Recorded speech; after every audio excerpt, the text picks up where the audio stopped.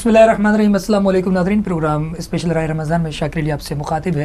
नाज़रीन, हमारे साथ ऐसे नायाब नौजवान मौजूद हैं जो आलिम दीन भी हैं और साथ में उनकी दस्तरस भी दूर अंदेश के हिसाब से मौजूद है और साथ में वो हाफिज़ कुरान भी हैं। और सबसे बड़ी मज़े की बात तो ये है कि उनकी गुफ्तगू ऐसे मनहज पर जाके रुकती है जहाँ पर कुछ ना कुछ इंसान के लिए राह बन जाती है। जैसे स्पेशल राह रमज़ान में वो साहिबान हमारे साथ मौजूद है, मुफ्ती अतीकुर रहमान लाखों हमारे साथ मौजूद है, हाफिज़ नज़ीर अहमद चांडी जो सना ख्वां भी है। अस्सलाम वालेकुम। वालेकुम सलाम।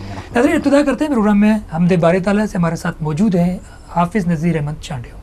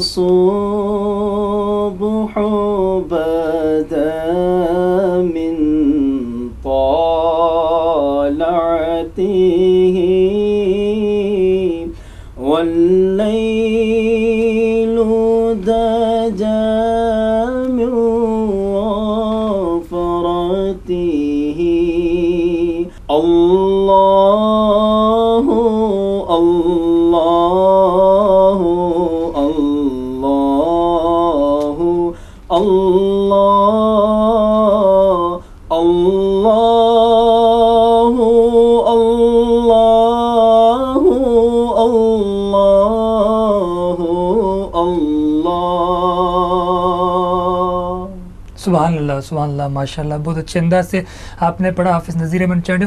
मुफ्ती अतीकुर रहमान लाखों, पहले तो ये है कि आप एक मुदर्रिस भी हैं, एक बहुत बड़े इदारे में इस वक्त आप बड़ी एक पोस्ट पे हम कह सकते हैं मौजूद हैं और सोशल मीडिया के हवाले से भी आप काफ़ी छाए हुए हैं। अच्छा, एक सवाल तो ये है कि जैसे आजकल रमज़ान मुबारक का जिस तरह महीना है और इस हवाले से ये भी हम बात करते हैं कि मस्जिदों भर जाती हैं तकरीबन 4 दिन के लिए, फिर एतकाफ़ का सिलसिला होता है, लेकिन सवाल ये होता है कि 4 दिन के लिए मस्जिदें क्यों भरती हैं सिर्फ रमज़ान में? शाकिर भाई, सबसे पहले तो आपका शुक्रिया तमाम इंतज़ामिया का जिन्होंने हमें मदऊ किया। एक अच्छा सिलसिला है, हमें यहाँ पर एक अच्छा लगा आते हुए भी। अच्छा सवाल किया आपने कि मस्जिदें चंद दिन के लिए ही भरती हैं। शाकिर साहब, बेसिकली हम देखें तो ये जो रमज़ानुल मुबारक है ये एक तैयारी के लिए आता है। हमें एक ज़िंदगी में एक रूट बनाने के लिए, एक अपना तरीक़ा बनाने के लिए, एक मनहज बनाने के लिए हमें रहनुमाई फ़राहम करता है। अल्हम्दुलिल्लाह ये अच्छी चीज़ है कि मस्जिदें भर जाती हैं, लेकिन इस मस्जिद भर जाने को कंटिन्यू रखना चाहिए हम मुसलमानों को। और वहाँ हमें बहुत सारे अवामिल जो होते हैं ये हमें रमज़ान में हमें मुयस्सर होते हैं कि हम ज़्यादा से ज़्यादा अपना टाइम इबादत में दें। और इस्लाम का मनहज भी यही है कि अपनी रोज़ा जो है वो नफ्सानी ख्वाहिशात को ख़त्म करता है। तो बिल्कुल यकीनी तौर पर जब ये हमारे एक तरफ से एक चीज़ें ख़त्म होती हैं तो दूसरी तरफ हमारा ताल्लुक़ ज़्यादा बन जाता है। मिसाल की इबादत पर शौक़ और यानी कि अपनी नफ्सानी ख्वाहिश को दबा कर ये रोज़ा एक ज़रूरी है कि इससे ज़ाहिर बात है भूख होती है पेट की, तो इससे भी इंसान का नफ्स अमारा जो है वो दबता है। तो ये सारी चीज़ें एक ज़िंदगी गुजारने के लिए एक हमें ये रमज़ानुल मुबारक, इसकी रातें, इसके दिन, इसका रोज़ा, इसका एतकाफ़ और दीगर जितनी चीज़ें हैं ये सारी हमें एक रास्ता हमें बताती हैं। तो बेसिकली अगर हम ये देखें, और नबी करीम सल्लल्लाहु अलैहि वसल्लम भी जो है आप तैयारी फरमाते थे शअबानुल मुअज़्ज़म में रमज़ानुल मुबारक की, तो ये सारी तैयारी फरमाना, और हमें भी, मैं भी ये देखता हूँ कि हमें रमज़ानुल मुबारक में से पहले तैयारी कर लेनी चाहिए। शॉपिंग की तैयारी पहले कर लेनी चाहिए, दीगर उमूर हैं वो हमें शअबानुल मुअज़्ज़म में पहले कर लेने चाहिए। मैं समझता हूँ कि यहाँ तो हमें मुकम्मल टाइम अपना इस्लाम को, इबादत को और दीगर चीज़ों को, जो मजहबी चीज़ें उन्हें देनी चाहिए। अगरचे अलमिया ये है कि हम लोग इसको डिवाइड कर लेते हैं 2 अशरों, फिर तीसरे अशर में कुछ और रूटीन्स, मगर ये है कि हमें इसको मुकम्मल जो है इससे फ़ायदा उठाना चाहिए। रमज़ान मुबारक अच्छी बात है, कुछ दिनों के लिए मस्जिदें भर जाती हैं, लेकिन इससे हमें सीख कर आगे और भी महीनों के अंदर, क्योंकि नमाज तो हर महीने में फ़र्ज़ है, ऐसा तो नहीं है रमज़ान मुबारक में, लेकिन यकीनी तौर पे कुछ लोग ज़्यादा होते हैं, इसको कंटिन्यू रखने की एक हमें एक यहाँ से रास्ता मिलता है, हमें रहनुमाई मिलती है, इसको जारी रखना चाहिए। अच्छा, यहाँ पर एक छोटा सा सवाल ये भी है कि जैसे शौबान में लोग रोज़े रखते हैं, तो आगे रमज़ान आ रहा है, इस तरह तो फिर लोग कमज़ोर नहीं हो जाएंगे पहले से रोज़े रखना? इस बारे में आपकी क्या राय है? नहीं, इसके हवाले से बल्कि ये है कि हदीस शरीफ के अंदर भी आता है कि ये जो शाबानुल मुअज़्ज़म के रोज़ों की बड़ी फजीलत आई है। शाबानुल मुअज़्ज़म के रोज़े रखना बल्कि रमज़ान के रोज़े रखने के लिए तैयारी है। ज़ाहिरी बात है कि आप किसी मिशन पे जा रहे हैं, उसके लिए एक प्रैक्टिस होती है। अब साल के बाद आप अगरचे हमारे जो है दीगर भी रोज़े हैं, नवाफिल हर महीने के भी होते हैं और नफली रोज़े जैसे कहा जा सकता है, दीगर रोज़े लोग रखते हैं, लेकिन ये स्पेशली रमज़ान के रोज़े उनके लिए बल्कि ये तैयारी होती है। तो मैं समझता हूँ ये कमज़ोरी लागर ये क्योंकि ऐसा नहीं है, और अल्हम्दुलिल्लाह साइंसी लिहाज से भी देखा जाए तो रोज़े रखने से हमारे अमराज झड़ जाते हैं। तो मैं समझता हूँ शाकिर भाई कि इसमें जो है ऐसा नहीं है कि कमज़ोरी लागर, बल्कि ये तो नबी करीम सल्लल्लाहु अलैहि वसल्लम की अहादीस से साबित है कि मुसलसल रोज़े सहाबा अलैहिम रिदवान रख रहे थे, तो आपने मना फरमा दिया। वैसे भी इस्लाम में मुसलसल रोज़े रखना, क्योंकि अम्बिया अलैहिस्सलाम उनका तो मकाम मर्तबा और उनको तो अल्लाह ताला ताकत दी होती है। तो ये बेसिकली ये शाबान के रोजे जो है वो रमज़ान के रोज़ों के लिए तैयारी है। अच्छा, एक ये है कि जैसे तरावी का सिलसिला शुरू होता है तो उसमें देखिए बहुत सारी मस्जिदें भर जाती हैं, फिर आहिस्ता आहिस्ता कम होते चले जाते हैं। इसकी बुनियादी वजह क्या है? मैंने तो ये आपसे पहले भी इशारतन अर्ज कर दिया था कि हम लोगों ने रमज़ान को भी अपनी मसरूफियात के लिए तकसीम किया होता है। ये बहुत बड़ा अलमिया है, वगरना हम जो शॉपिंग से हैं या दीगर उमूर हैं, बहुत सारे मामलात हो जाते हैं इकट्ठे, उनको शाबानुल मुअज़्ज़म में ही हमें कर लेना चाहिए, और ताकि हमें मुकम्मल फ्री टाइम मिले रमज़ान में, क्योंकि रहमतों का, मग़फ़िरतों का, बरकतों का महीना, हमें ढेर सारी रहमतें लूटनी चाहिए। ठाठे हमारे समंदर से हमें कुछ कतरे हमें मुयसर होने चाहिए। अच्छा, होते भी लूटने से बात याद है, ये ना हो कि हम किसी के पर्स लूटें, किसी का मोबाइल लूटें।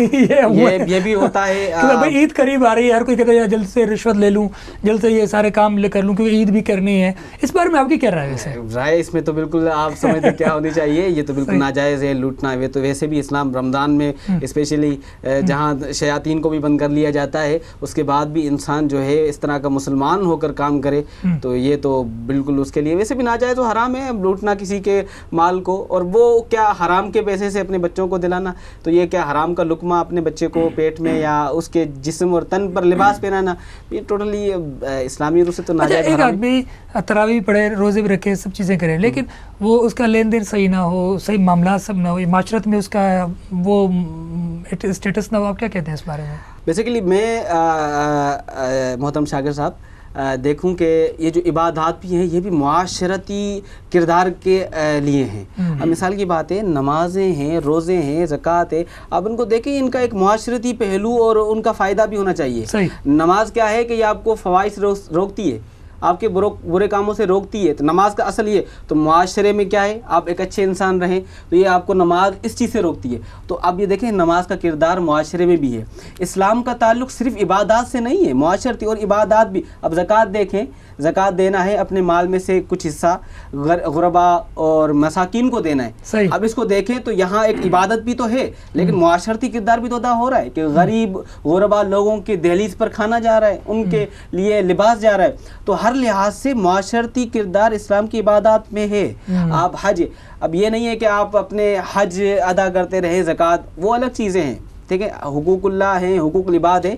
हम ये नहीं कह सकते कि अगर कोई एक नहीं कर रहा दूसरा कर रहा है, अब मैं तो नहीं कह सकता या कोई भी नहीं कह सकता मेरे ख्याल में कि उसका अल्लाह अजर नहीं देगा, यकीनन वो उसका बुरा फेल है, ये एक अच्छा अमल है। तो मैं तो यही कहूँगा कि अच्छे अमल। एक आदमी रोज़ा रखता है, तरावी नहीं पढ़ता, एक आदमी उसी में नमाज़ें पढ़ा, रोज़ा नहीं रख रहा, इस बारे में आपकी क्या राय है? वैसे एक अगर तरावी नहीं पढ़ रहा, तरावी सुन्नत मौक़दा है, वो तर्क कर रहा है, उसका गुनाह है, लेकिन जो रोज़ा है वो फ़र्ज़ है, तो वो रख रहा है तो उसका फ़र्ज़ तो अदा हो रहा है। अगर सुन्नत मौक़दा को तर्क कर रहा है उसका तो अपना उसका वबाल होगा, उसके जो सज़ा होगी, लेकिन फ़र्ज़ अदा कर रहा है तो उसका सवाब मिलेगा। यानी रोज़े में ये सब चीज़ें करनी चाहिए ना? नहीं, सारी बात है ये हमारे लिए, क्योंकि तरावी भी है और ये सारी चीज़ें हैं कि रोज़ा है, और क्योंकि इबादत किस तरह, दिन में रोज़ा रख कर, रात में क़याम कर कर।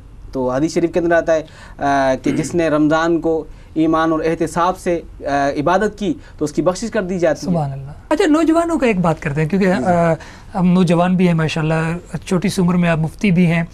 सवाल ये है कि जो नौजवानों का रुजू कैसे हो, यानी नमाज की तरफ, रोज़े की तरफ, उनको किस तरह तरगीब दी जाए? नौजवान, बच्चा, फिर नौजवान, फिर ये अगर हम तरबियत की बात की जाए। अच्छा, ये सब मुराद बूढ़े हैं?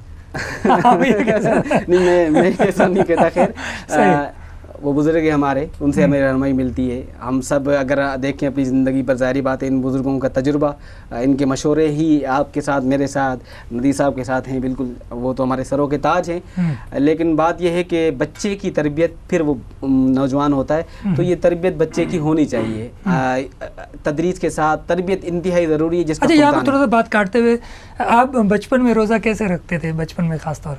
वैसे मैं तो एक जो मेरा मैं बिलोंग रखता हूँ वो तो एक मज़हबी फैमिली से है, तो अल्हम्दुलिल्लाह ये कोई कॉन्सेप्ट कभी नहीं आया कि मुझे ये चीज़ नहीं करनी चाहिए, क्योंकि ज़ाहिर बात है घर में होता था, वालिद साहब थे, वालिदा थी, अल्हम्दुलिल्लाह वालिदा 5 वक्त नमाज़ पढ़ती हैं। मेरी जो नानी थी वो भी 5 वक्त नमाज, रोज़े मैंने वो नहीं छोड़ती थी, और दीगर भी हमारे जो भाई हैं माशाल्लाह वो भी हाफ़िज़ कुरान है। तो उनको देखकर मैंने भी जब से, अच्छा हाँ मुझे ये याद है कि जब छोटा होता था तो मैं कहता था वालिदा को मुझे रोज़ा रखना है, लेकिन मैं उठता था सहरी में, यकीनी, तो मैं उठता था, रोज़ा नहीं रख पाती थी वालिदा, यदि आप छोटे हैं तो मैं उनकी बात मान लेता था, इतना था नहीं मैं रखूँगा। तो आप चालाक बच्चे थे? नहीं चालाक तो नहीं, लेकिन ये था मैं उनकी बात को मान लेता था, लेकिन सुबह को उठता ज़रूर था। सही, सब उठते थे, सहरी करता था, फिर बाद में नाश्ता भी कर लेता था, ऐसा नहीं है, नाश्ता भी करता था, सहरी साथ करता था। तो एक माहौल होता था कि सब कर रहे, मैं भी छोटा था, मुझे जहाँ तक याद है तो सब साथ उठ कर बैठता था, उनके साथ सहरी और सब चीज़। अच्छा, उस बचपन में आपने उस वक्त के जो नौजवान आपने देखे होंगे, क्या वो उसी तरह रोज़ा रखते थे या उस वक्त में वो उस तरह मस्जिदें भरी जाती थी? वैसे शाकिर साहब मेरी इतनी बड़ी एज तो नहीं है, लेकिन बचपन की बात कर रहे हैं कि बचपन में क्या इस तरह आप लोगों को देखते थे? वैसे ये है कि रमज़ान मुबारक में यकीनी तौर पर एक जो मस्जिदों की कैफियत होती है, वहाँ का जो मंजर होता है वो तो बिल्कुल चेंज होता है, उसमें बाहर वो हमेशा ये कोई आज की बात नहीं है।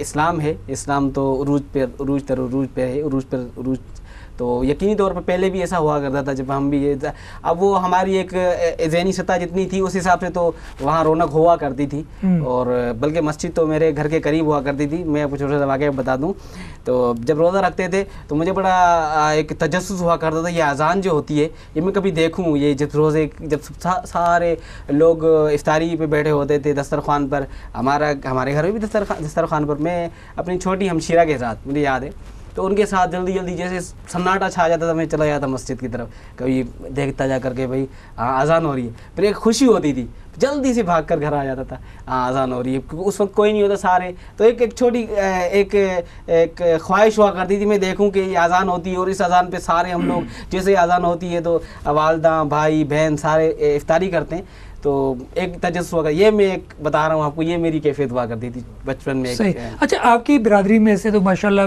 बड़े बड़े नामवर लोग पैदा हुए हैं, तो आप ये बताइए, माशाल्लाह आप भी उन्हीं लिस्ट में जा रहे हैं, ये बताइए कि ये जो सारी तरबियत है आपको घर से मिली, तो अब क्योंकि माशाल्लाह जवान भी है, बल्कि नौजवान है यूँ कहेंगे, या जवान कहेंगे या नो कहेंगे, अगर जवान को नो लगा दिए तो फिर बढ़ जाएगा वो। तो अब ये बताइए कि इस वक्त आप क्या देखते हैं, क्योंकि आप कभी यूनिवर्सिटी में जाते हैं, कभी कॉलेज में जाते हैं लेक्चर देने के लिए, कभी सोशल मीडिया पर होते हैं, कभी स्टूडियो में कहीं बैठे होते हैं टीवी पे, ये सवाल है कि आप तरबियत किस तरह करते हैं, यानी नौजवानों की किस अंदाज से करते हैं? क्या उनको बातों के ज़रिए, किरदार के ज़रिए, किस्से कहानियाँ सुनाकर, किस अंदाज से? हम जो उलमा हैं, दीगर भी उलमा हैं, हमारे सरों के ताज हैं सारे, हमें नौजवानों के साथ एक ताल्लुक़ रखना चाहिए।